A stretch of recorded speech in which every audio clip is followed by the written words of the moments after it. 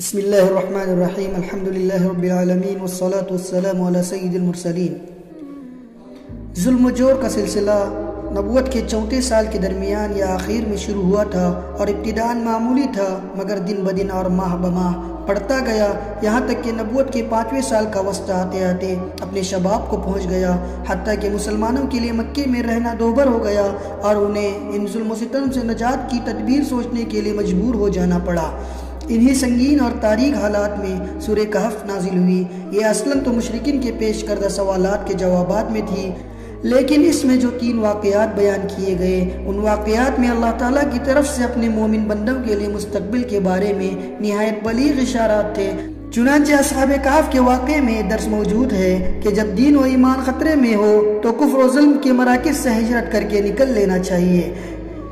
اور اللہ تعالیٰ فرماتے ہیں اور جب تم ان سے اور اللہ کے سوا ان کے دوسرے معبودوں سے الگ ہو گئے تو غار میں پناہ گیر ہو جاؤ، تمہارے رب تمہارے لیے اپنی رحمت پھیلا دے گا اور تمہارے کام کے لیے تمہاری سہولت کی چیز تمہیں مہیا کرے گا۔ موسیٰ اور خضر علیہ السلام کے واقعے سے بات ثابت ہوتی ہے کہ نتائج ہمیشہ ظاہری حالات کے مطابق نہیں ہوتے، بلکہ بسا اوقات ظاہری حالات کے بالکل برعکس ہوتے ہیں۔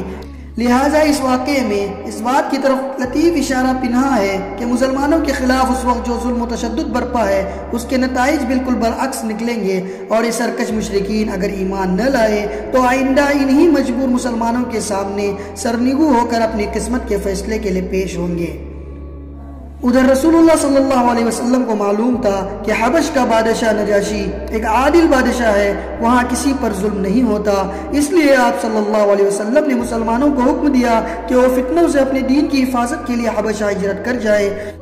اس کے بعد ایک طے شدہ پروگرام کے مطابق رجب کے مہینے میں نبوت کے 5ویں سال صحابہ کرام رضی اللہ تعالیٰ عنہ کا پہلا گروہ حبشہ کی جانب ہجرت کیا۔ اس گروہ میں 12 مرد اور 4 عورتیں تھیں۔ حضرت عثمان بن عفان رضی اللہ تعالیٰ عنہ ان کے امیر تھے، اور ان کے ہمراہ رسول اللہ صلی اللہ علیہ وسلم کی صاحبزادی حضرت رقیہ رضی اللہ تعالیٰ عنہ بھی تھی۔ رسول اللہ صلی اللہ علیہ وسلم نے ان کے بارے میں فرمایا کہ حضرت ابراہیم علیہ السلام اور حضرت لوط علیہ السلام کے بعد یہ پہلا گھرانہ ہے جس نے اللہ کی راہ میں ہجرت کی۔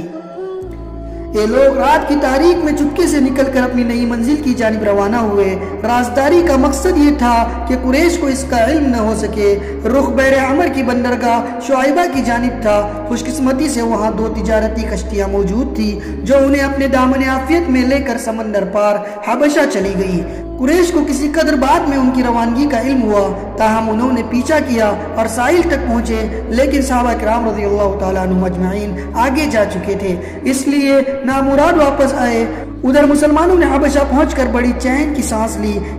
اسی سال رمضان میں یہ واقعہ پیش آیا کہ نبی اکرم صلی اللہ علیہ وسلم ایک بار حرم تشریف لے گئے۔ وہاں قریش کا بہت بڑا مجمع تھا، ان کے سردار بڑے بڑے لوگ جمع تھے۔ آپ صلی اللہ علیہ وسلم نے ایک دم اچانک کھڑے ہو کر سورہ نجم کی تلاوت شروع کر دی۔ ان کفار نے اس سے پہلے عموماً قرآن نہ سنا تھا، کیونکہ ان کا دائری و تیرا قرآن کے الفاظ میں یہ تھا کہ اس قرآن کو مت سنو اور اس میں خلل ڈالو تاکہ تم غالب رہو۔ لیکن جب نبی اکرم صلی اللہ علیہ وسلم نے اچانک اس سورے کی تلاوت شروع کر دی اور ان کے کانوں میں ایک ناقابل بیان رعنائی و دلکشی اور عظمت لیے ہوئے کلام الہی کی آواز پڑی تو انہیں کچھ ہوش نہ رہا، سب کے سب گوش پر آواز ہو گئے، کسی کے دل میں کوئی اور خیال ہی نہ آیا، یہاں تک کہ جب آپ صلی اللہ علیہ وسلم نے سورے کے اواخر میں دل دہلانے والی آیات تلاوت فرما کر اللہ کا یہ حکم سنایا، فَاسْجُدُوا لِلَّهِ وَاعْبُدُوا، اللہ کے لیے سجدہ کرو اور اس کی عبادت کرو، اور اس کے ساتھ ہی سجدہ فرمایا تو کسی کو اپنے آپ پر قابو نہ رہا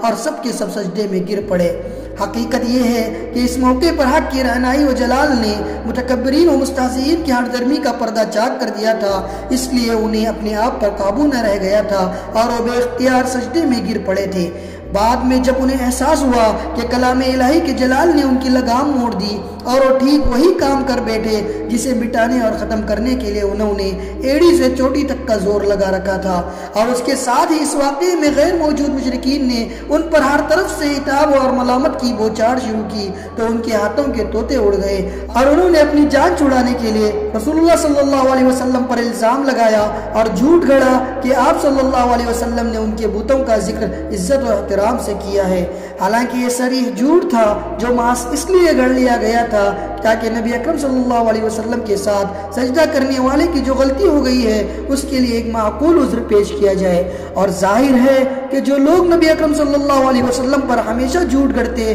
اور آپ صلی اللہ علیہ وسلم کے خلاف ہمیشہ مکاری کرتے رہتے تھے، وہ اپنا دامن بچانے کے لیے اس طرح کا جھوٹ کیوں نہ گھڑتے؟